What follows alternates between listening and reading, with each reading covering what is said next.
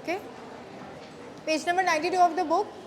So we have discussed till ideologies in the last class. Ideologies है ना, हमने complete कर लिया था. What are ideologies? What are the two types of ideologies? Who can tell me? Yes, monistic. Good. Pluralistic. Monistic ideology and pluralistic ideology. कोई यहाँ पे बता सकता है कि monistic ideology का meaning क्या था? नहीं नहीं नहीं. Yes. Pluralistic वो है, मैंने monistic पूछा. हाँ, that is pluralistic. सबको साथ में लेके चलना. हाँ, मतलब आपने क्या बोला, अपने नज़रिए से देखना. हाँ, मतलब नैरो माइंडेड है, अपने नज़रिए से देखना. Sounds also very positive, but monistic is actually a little negative. मतलब कि बस अपना ही देखना. ठीक है, अपने नज़रिए से देखना is also nice, but monistic में क्या है, बस खुद का देखना, वही ना. ठीक है, okay. So now the topic is social representation 4.7, social representation, right? So whenever there are, whenever people of a particular culture or society, they share the same attitudes, values, beliefs, so that is called your social representation. ठीक है? So for example, we believe, so we the Indians, we believe something very positive, that we should feed the hungry, right? We should feed the poor. इसलिए हम लोग क्या, हर जगह कभी कभी लंगर हो रहा है, कभी कुछ हो रहा है. ये क्या है, आपका social representation है. ठीक है. There are negative examples also. For example, आपके बुक में लिखा गया है racial stereotypes. Stereotypes पता है, what are stereotypes? So can you think of some racial stereotypes जो एक social representation बन गई है? Yes, yes, like in America against the blacks, yes. हाँ, yes, absolutely. In India also, हाँ. I can't hear you. हाँ हाँ, yes. So that is not racial, that is a stereotype. बिल्ली का रास्ता काटना, that is a normal stereotype. But whenever we talk about racial stereotype, the race has to involve. You know what is race? Ethnicity, race, color, complexion, caste, ये सब आपका ethnic stereotypes हो गया, racial stereotypes हो गया. ठीक है, ये सब भी क्या होता है, आपका social representation है. तो सोशल रिप्रेजेंटेशन का मतलब ये नहीं है कि बस पॉजिटिव भी हो सकता है, ये नेगेटिव भी हो सकता है, राइट? आपके बुक में एक और एग्जांपल दिया गया है, जेंडर रोल्स. जेंडर रोल्स कैसे हो सकता है social representation? We as a society we think that man should be the earners, right? Man should be bread earner, bread कमाने वाला आदमी होना चाहिए. देयर वाज अ मूवी कियन का, बहुत फेमस हुआ था, right? And actually Ki and Ka movie is based on a real story. So there was a real couple जिसमें the women use to earn, the woman, the wife use to earn a lot, and she use to tell the man that आप घर में रहो, आप घर देखो, कोई नहीं, मैं कमा लेती हूँ. एंड वो बहुत कंट्रोवर्सी हो गया था. क्यों? क्योंकि that is against the gender roles, that is against the social representation, right? So इसको भी हम थोड़ा सा नेगेटिव ही देख सकते हैं. बट जेंडर रोल्स कभी कभी पॉजिटिव भी होता है, बट मोस्टली ये नेगेटिव ही हो जाता है. बट नेवरदीलेस, पॉजिटिव हो या नेगेटिव हो, all of these are called what? Social representation. So what is the definition? When the people of a culture और a society have some shared values and attitudes, that makes up the social representation. ठीक है, clear है?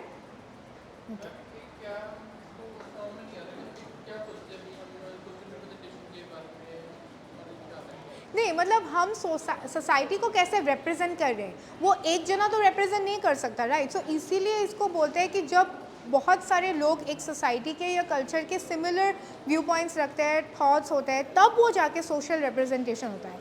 नहीं तो हम उसको individual representation बोलते हैं ना.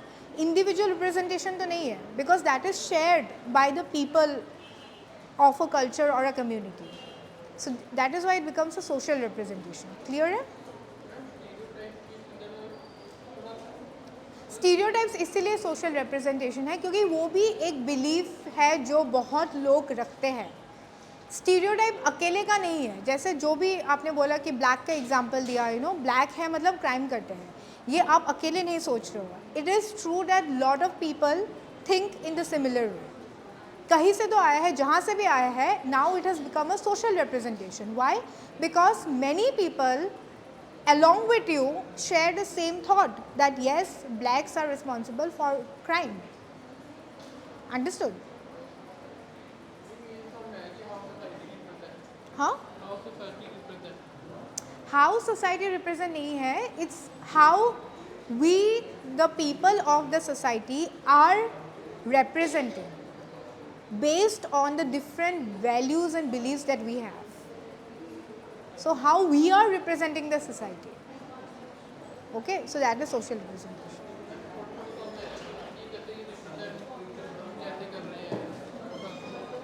वही जैसे जेंडर रोल्स हो गया, जेंडर रोल्स को सिमिलरली जैसे मैं अगर बोलती हूँ नहीं लड़कियों को थोड़ा सा यू नो सोबर होना चाहिए, शांत होना चाहिए, उनको ड्राइविंग नहीं सीखना चाहिए, तो ऐसे बहुत सारे लोग हैं. Suppose I come from a very typical you know गाँव का कोई village you know of Rajasthan, so where child marriage is still very, मतलब चाइल्ड मैरिज भी नहीं तो या तो marriage at a very young age is still considered okay. So that is a social representation of my area. तो क्योंकि lot of people have similar thoughts like I have of my society, of that particular society. हाँ बिल्कुल, बस shared belief of a particular society और a culture, तो वो social representation होता है. यूजुअली नेशन वाइड बिलीव्स हम लोग नहीं पकड़ते हैं. सो ऑफ अ पर्टिकुलर सोसाइटी और अ कल्चर, जो लोग कुछ चीज़ को मानते हैं, बहुत सालों से चलता आ रहा है. कल्चरल सिम्बल्स भी होता है. कल्चरल सिम्बल्स जैसे बिल्ली रास्ता काटना, this is what, this is a cultural symbol. ये भी एक बिलीफ है लेकिन ये सिंबल बन गया है, राइट. या फिर आप ऐसे शाम के समय झाड़ू नहीं लगाना, ये सब कुछ कुछ ऐसे बिलीव्स होते हैं ना, तो वो भी कल्चरल सिंबल बन गया है. ऐसे नवरात्रि के टाइम पे नॉनवेज नहीं खाना, ये सब कल्चरल सिंबल्स बन गया है. ये सब भी क्या है, सोशल रिप्रेजेंटेशन. ठीक है, understand? Because it's a belief, shared belief, जैसे यू ओनली सेड ना, इट्स अ शेयर्ड बिलीफ. अब वो सुपरस्टिशन है क्या, या उसमें सच में कुछ सच्चाई है, ये हमें नहीं पता. बहुत सुपरस्टिशंस में कुछ सच्चाई भी होती है वो, क्योंकि हाँ it's a shared belief, because many people of that particular society और कम्युनिटी और culture have the same belief. That's why it has become a social representation. अभी भी टर्म क्लियर नहीं है क्या? हाँ, शेयर्ड बिलीव है सोसाइटी का. नहीं, ऐसा डाउट क्लियर करना ज़रूरी है. Okay, so the next topic is measurement of attitude, right. So measurement of attitude हमने देख लिया है. किसके पास सोशल मीडिया और ब्लॉग लेखन है? एक बार ट्यूसडे को just come over and you are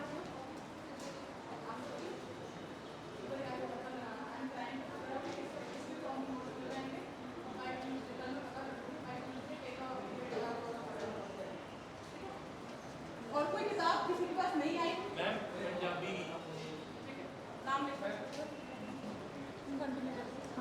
Okay. So yeah, so now we can talk about measurement of attitudes, right? So attitude can be measured in different ways, and we have already done one as a part of your practical. Which practical was it? Social psychology का कौन सा practical था? हाँ? ऐसे क्या है? Attitude scale था, हाँ. Yes, Sodhi attitude scale.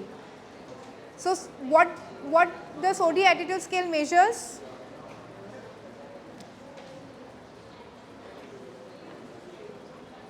What were the different categories on the Sodhi attitude scale?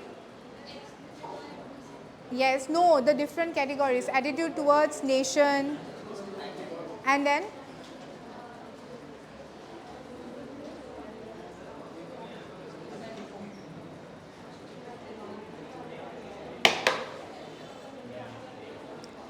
so we are talking about measurement of attitude. So attitude can be measured. attitude can be measured with the help of different methods. So one is called the attitude scale. You have done one as a part of your social psychology practical, which is the SODI attitude, and please remember all of these are important for your MCQs. यहाँ से ही आपके MCQ questions आएंगे, ठीक है? So what is a scale? What is an attitude scale?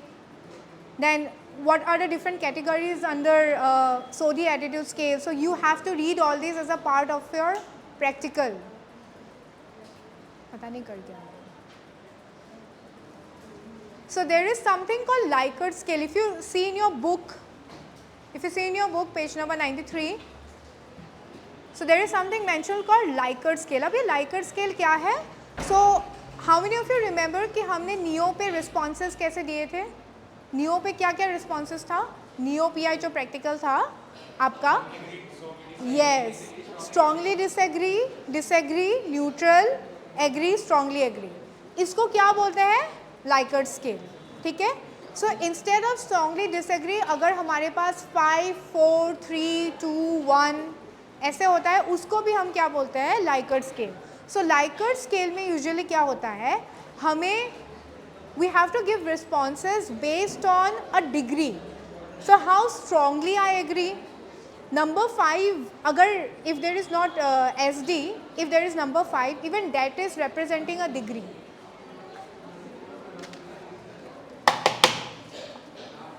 Please don't talk. If there is no SD or D or N, if there is 5, 4, 3, 2, 1, even that is also representing a degree. हाँ, एक और दे दीजिए. So that is also representing a degree, right? So that is why it is called the Likert scale. ठीक है? Likert scale याद रहेगा. अब ये सारे questions आपके MCQ में आएंगे. ऐसे ही questions में दूंगी MCQ में. What do you understand by Likert scale, right? अच्छा, इसके बाद जो next point आपके book में है acquiescent response set. Now what does this mean? So whenever people respond in a questionnaire or a survey, they have a tendency, some people have a tendency to agree to all the items. Tendency to agree to all the items is called acquiescent response set. मतलब जो भी question है, हम हर question में agree कर रहे हैं, right? Because there can be various reasons for it. Some people might think कि disagree करूँगी या disagree करूँगा तो अच्छा नहीं दिखूँगा, या for whatever reason, when people have a tendency to agree कि कुछ भी item पूछ रहा है, कुछ भी question आ रहा है, कि सारे question के साथ आपको agree करना है, उसको क्या बोलते हैं? Acquiescent response set. ठीक है? Clear है? Third point is unidimensionality, right? Unidimensionality मतलब uni मतलब what? Yes. So unidimensionality में there is only one dimension. For example, your height. Can your height be 5 feet 2 and also 6? ऐसा नहीं हो सकता, right? Can your weight be 50 kg and also 65 kg? No, right? So ये क्या होता है? These are examples of unidimensions. इसको भी साथ में example ये अपने book में लिख लो. आपके book में example नहीं दिया गया है, तो just side में लिख लो example height and weight. Okay? So this is called your unidimensionality, which means we have just one dimensions. So there are certain questionnaires and surveys where we have just one dimension. Okay? The last one is Guttman scale. Okay? Guttman है या Gottman? Guttman. So in the Guttman scale, all the items are arranged hierarchically. Okay? Items are arranged hierarchically means the stronger items come first and then the weaker items come. This is a hierarchy, yeah? और फिर the weaker items first and then the stronger items. अब ये stronger and weaker क्या है? So for example, I say that, you know, I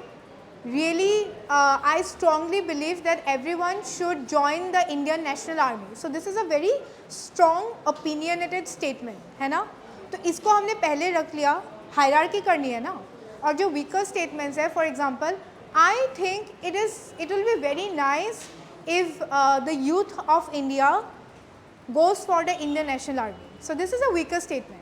So आपके book में ऐसा लिखा गया है कि if you agree with the stronger statements, you are automatically agreeing with the weaker statements also, isn't it? अगर मैं इस stronger statement के साथ agree कर रही हूँ कि yes, I strongly believe that everyone should join Indian National Army, then automatically I am agreeing with the weaker statement that yes, I think it is a good practice that the youth of the country should join the Indian National Army. Because इसको hierarchy में हम arrange करते हैं. इसका reason क्या है?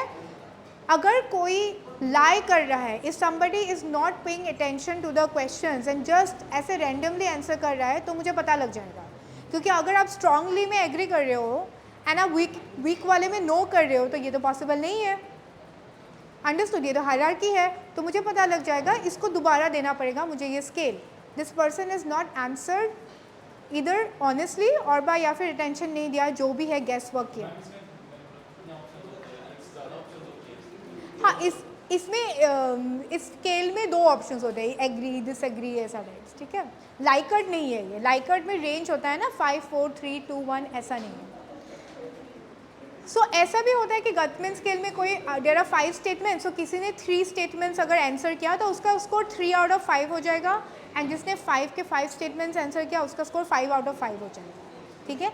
But usually the main point आपको क्या रखना है, यूनिडिमेंशनलिटी में बस एक डिमेंशन होता है एंड गटमैन स्केल में हायरार्की में अरेंज होता है आइटम्स. ये मेन बात है, ठीक है. Items are arrange in a hierarchy. Likert में there is a range 5, 4, 3, 2, 1 and acquiescent is a tendency to always answer in positive terms. Concepts are clear in your hand? ठीक है. MCQs आएगा, ठीक है. So you have to be able to answer them. So there is one thing about MCQs. If you know you're going to get marks, if you don't know सारा गया, there is no scope ना, क्योंकि it's not subjective. So you cannot write कुछ भी and then get at least 1 mark मिल जाए, वो नहीं है इसको. But if you know, it's very scoring also. So please, जब भी आप अपना टेक्स्ट पढ़ रहे हो या जब भी प्रैक्टिकल के लिए पढ़ रहे हो, ऑलवेज दिमाग में रखना कि इस क्वेश्चन से कैसे MCQ आ सकता है, कैसे 4 ऑप्शंस बन सकते हैं, देन कौन सा ऑप्शन करेक्ट होगा. All the time you have to keep this in your mind that is a MCQ question possible from this part. ऐसे पढ़ना पड़ेगा, ठीक है. क्या? हाँ, पेपर तो मैं ही बनाऊँगा, इसलिए तो मैं बोल रही हूँ इंपॉर्टेंट क्वेश्चंस आ सकते हैं. एनीवे मैं नहीं भी बोलूँगी तब भी ये इम्पॉर्टेंट है, मतलब पता ही चलता है. हाँ, it's okay, I remember, just refer. हाँ,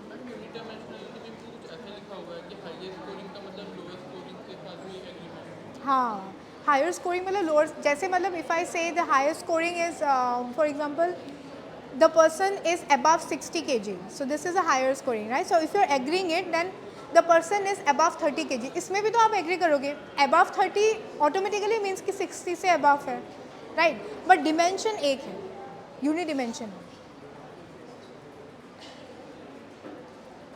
Okay, so the next part is physiological measures. Now, whenever if I give you an attitude scale, चलो scale नहीं है, I am verbally asking you about your attitude, I am verbally asking you about your opinion about something. किसी भी topic के regarding आपका मैं attitude जानना चाहती हूँ, राइट? तो हमेशा क्या होता है ना, हमारे बॉडी में भी कुछ चेंजेस होते हैं, उसको हम बोलते हैं फिजियोलॉजिकल चेंजेस. फॉर एग्जांपल, अगर if I give you a very heated aggressive topic, right, and then you get very excited, तो आपके हार्ट बीट इंक्रीज होगा, आप इमोशनली अराउज होंगे, राइट, एंड आपके इवन बॉडी टेम्परेचर भी बढ़ सकता है. सो इन सब को क्या बोलते हैं, physiological measures. And this is also one way to identify whether what kind of attitude you might be having, ठीक है. So there are different ways. Number 1 इज EDA, इलेक्ट्रोडर्मल एक्टिविटी. अब इसको कैसे याद रखोगे, what is the meaning of derma? Yes, yes. Derma means skin, right? So this method measures the changes in your skin, the skin temperature, you know, the differences, क्या क्या हो रहा है. For example, you are a person and I want to identify what kind of an attitude you have towards a particular political party. आप बोल तो normal रहे हो मुझे, है ना, कि इट्स नाइस, बट आपका ना स्किन बहुत फ्लश हो रहा है, आपका स्किन बहुत रेड हो रहा है, तो अगर मैं ये मेजर यूज़ करती हूँ, if I use this machine electrodermal activities, of course all of these have separate machines to measure, okay, so I can get to know नहीं something is happening, some bodily change is happening, this person is getting aroused by this question, so that means इसमें हमें और investigate करना चाहिए. अब ये जो electrodermal activity है, this is used widely in your lie detector test. Lie detector test पता है? What is a lie detector test? Yes yes, सब, हाँ.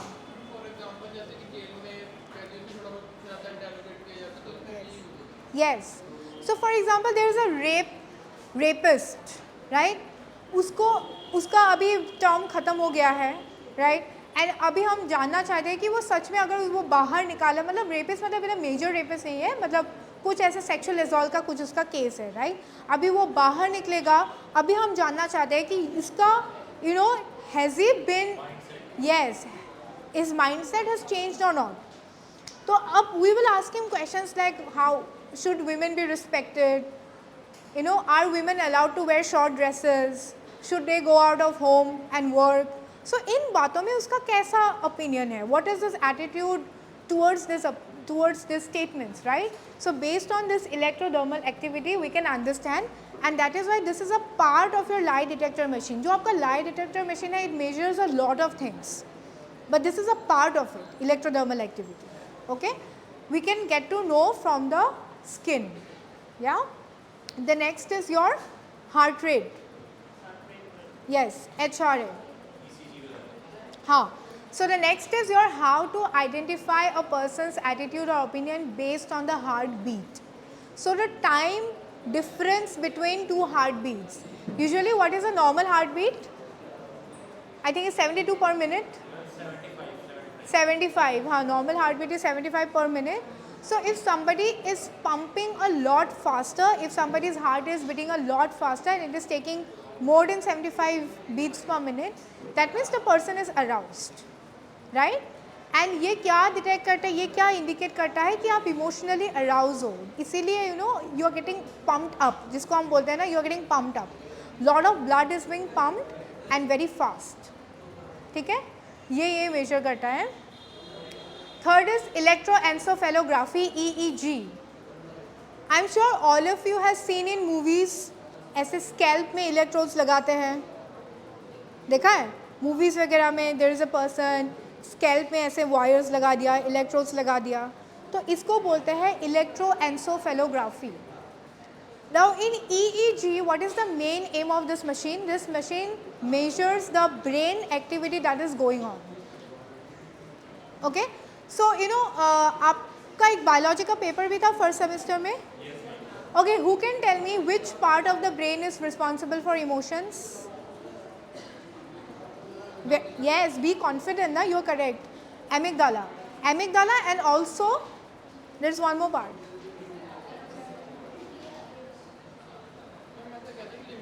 Yes, good. Amygdala and limbic system, right?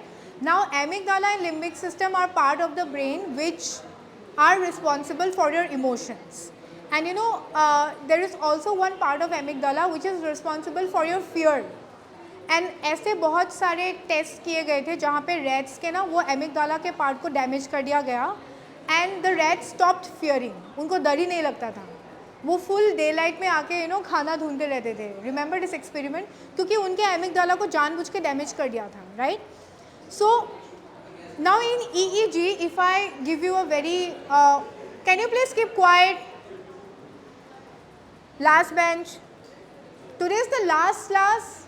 Please, last class. Okay.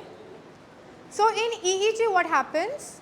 So if I give you an opinion, if I give you a statement and I am asking your opinion about it, and your amygdala is getting activated, if I see on the screen, because EEG, we get to know everything, right? I am seeing that amygdala or limbic system is getting very activated.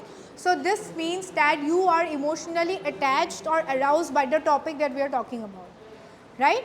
So ये सब usually criminal psychology में हम लोग बहुत use करते हैं, because अच्छा आजकल बहुत सारे criminals they have started faking the lie detectors also.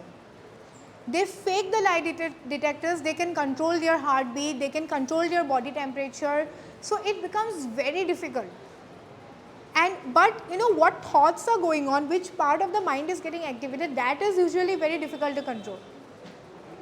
But वो भी कर रहे हैं आजकल, वो भी कर रहे हैं. इसलिए सुप्रीम कोर्ट एंड बहुत सारे केसेस में कोर्ट ने बोला है कि we need additional evidence along with a lie detector report. We need that because that is not enough. People have you know criminals have started faking it. Want to say something? Okay. मेरा counselling है, मेरा counselling psychology.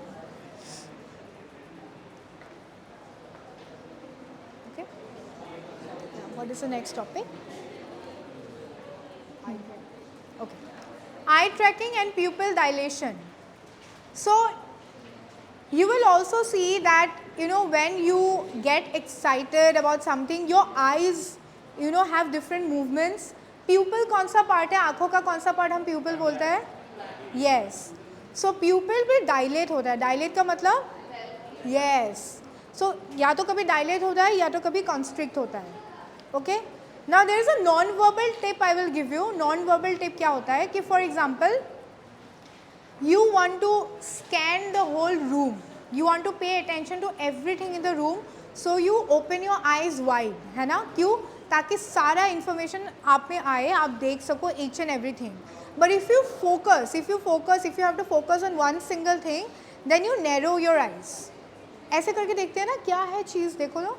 तो suppose you are sitting for an interview, right? You are sitting for an interview or you are meeting a person and you want to create an impression on that person. तो आपको क्या दिखाना है कि आप उन पे फोकस कर रहे हो, वो जो बातें बोल रहे हैं आप उस पे ध्यान दे रहे हो. अगर आपको ये दिखाना है तो कभी भी ये गलती मत करना कि आंखें खोल के बैठ गए. वो नॉन वर्बली गलत मैसेज सेंड करता है that you are not interested.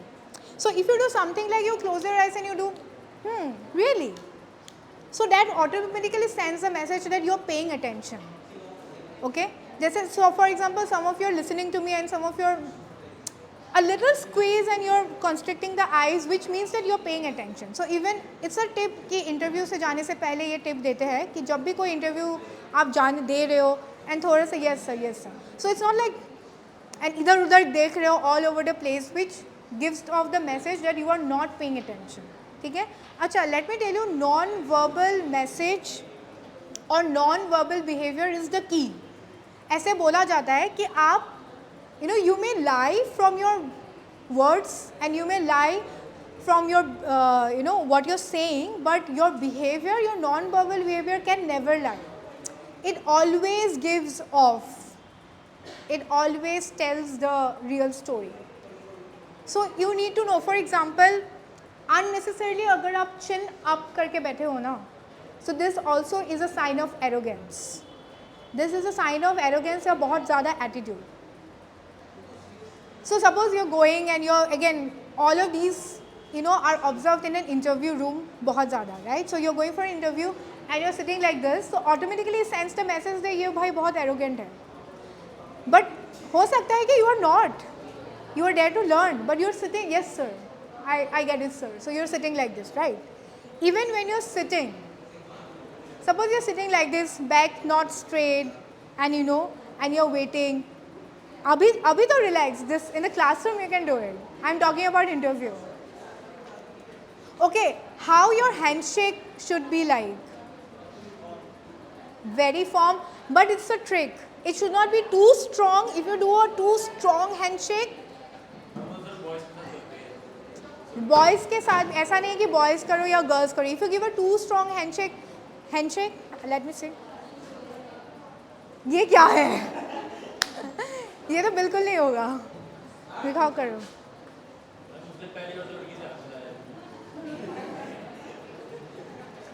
So it has to be a little strong, little firm. ऐसा भी नहीं है कि very firm handshake and very light handshake. आप दिखाओ कैसा है.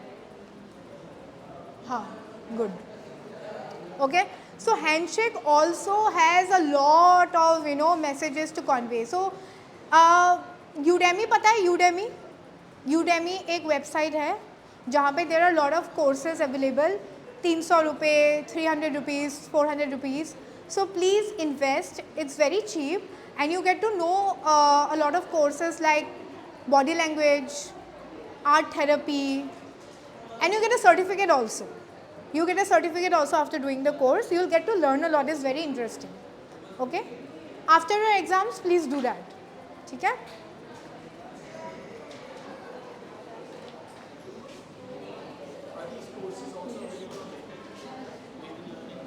Huh? LinkedIn. I think so. I have not checked. I have to see. Yeah. Okay. So the next is measures of overt behavior. अब मुझे बताओ what is the meaning of overt behavior? Yes. नहीं नहीं overt का meaning क्या है? Overt. Observable. जो दिखाई देता है, ठीक है? So जो behavior आपको दिखाई देता है, उसको हम कैसे measure करें, right? So there is something called unobtrusive method. Unobtrusive method जो आपके book में लिखा गया है, उसका meaning ये है कि बिना किसी को obstruction create किए, बिना किसी को तकलीफ दिए, हम किसी का behavior observe कर रहे हैं. So in this method we are observing in a way that the person doesn't even get to know that I am observing him. Okay, that is why it is called unobtrusive. All right, and non-verbal behavior comes under the unobtrusive behavior. Okay. So now, for example, I can make out that those of you who are sitting together, how many of you are actually friends, or how many of you are just sitting together because you did not get a place to sit anywhere else. I can make it out from the body language. Some of you are talking with each other, some of you are not talking at all, they are just sitting separate and just बैठना है तो बैठ रहे हो, right? So I get to know, or not only I, anybody can get to know based on your what? Non-verbal behavior. And this technique that you are using, that is called unobtrusive. Unobtrusive का English meaning है जहाँ पे आप कोई obstruction create नहीं कर रहे हो. You are not creating an obstruction for anyone. You are just observing from a distance. ठीक है? So this is one way by which you can measure your overt behavior. Overt, covered नहीं. Covered हम next part में.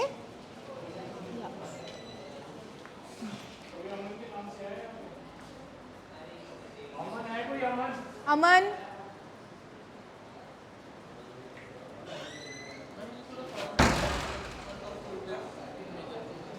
Okay, अनऑब्स्ट्रूसिव मतलब कि suppose मुझे observe करना है किसी का behaviour, right? So I want to observe someone's behaviour, but I don't want the person to know that I am observing him.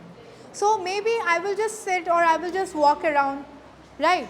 I will just behave. Suppose okay, suppose Nupur ma'am wanted to see that how I take the class or how the class happens, So, but she is not, she came with an example, she came with a piece of paper, she was talking with you.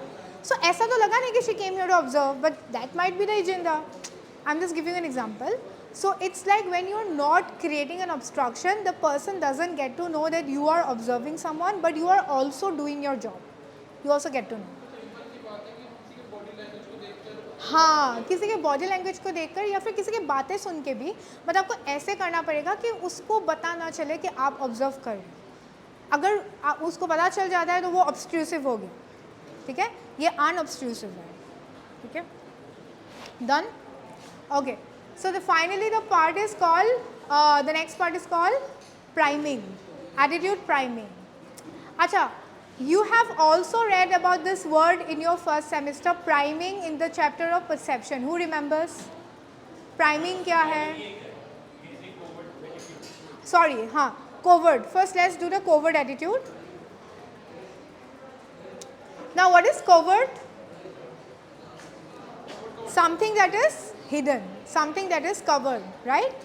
Now how can we measure this attitude? ये सबसे बड़ा challenge है. Right, this is the biggest challenge. Please, last bench, please. हाँ. So covert attitude, how do we measure covert attitude? So number one is bias in language use. Bias in language use मतलब कि कभी-कभी language से भी हमें पता लग जाता है कि what is your attitude, right? Although it is covered. Covered क्यों बोलते हैं? मतलब if you listen to the language or if you listen to the statement, it might seem like ये तो normal बात बोल रहे हैं, but there is something hidden in it, right? For example, suppose code words use करना, या फिर आपके घर में सपोज घर का एग्जांपल लेते हैं, आपको कुछ बोलना है, झूठ बोलना है अपने पेरेंट्स को, तो उनको पता लग जाता है. सपोज दे आस्क्ड यू कल घर कितने बजे आए, कल लेट आए थे ना, एंड यू से नहीं लेट कहाँ. So your mom gets to know whenever she says late कहाँ, तो मतलब हाँ लेट आई थी. या बातों से ही पता लग जाए आज क्या प्लान है तुम्हारा, देखता हूँ, मतलब कहीं जाने का प्लान है, धीरे धीरे अब बताएगा. सो बातों से जब पता लग जाता है, but normally the language is simple and it's neutral, but there is a meaning that is hidden in the language use, that is called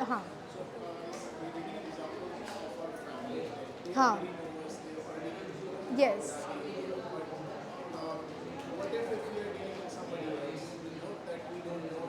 Yes, so for example अभी ये लोग जो AVVP आए, इन लोगों ने बहुत अच्छे से स्टार्ट किया, राइट, कि आपको अगर कोई दिक्कत है तो you help us, but actually it was also political campaign.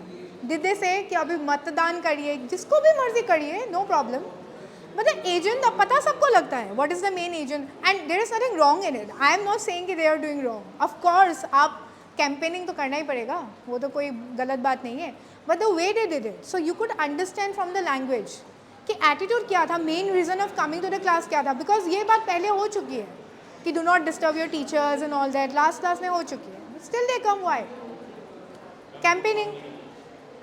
So you got to know from the language, but technically it was all about कि do not disturb your teachers and be disciplined and all that, right? But last में वो बोल दिया, एक line बोल दिया, but उसमें भी हमें पता लगता है कि मेन एजेंडा तो ये है,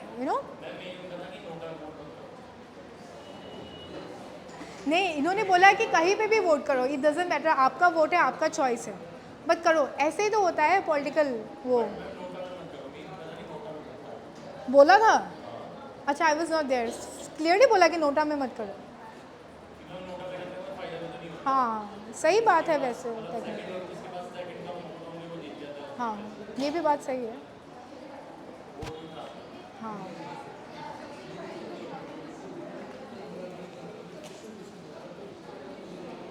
okay, yeah so now there is something called attitude priming. अच्छा, किसी को याद आया प्राइमिंग का मीनिंग क्या है फ्रॉम योर फर्स्ट सेमेस्टर जब आपने पढ़ा था?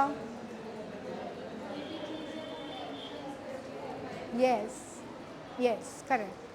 So this example was there that whenever you go to watch a movie in the movie hall and suddenly आपको एक कमर्शियल दिखा देंगे पॉपकॉर्न का, राइट, या फिर कोई ऐड चला देंगे पॉपकॉर्न खाओ मस्त रहो या समथिंग लाइक दैट, एंड आप कॉन्शियसली उसको रजिस्टर नहीं करते, आप ये सोच के भी नहीं जाते कि मुझे पॉपकॉर्न खरीदना है, but by the time information comes you automatically feel like going up and eating popcorn.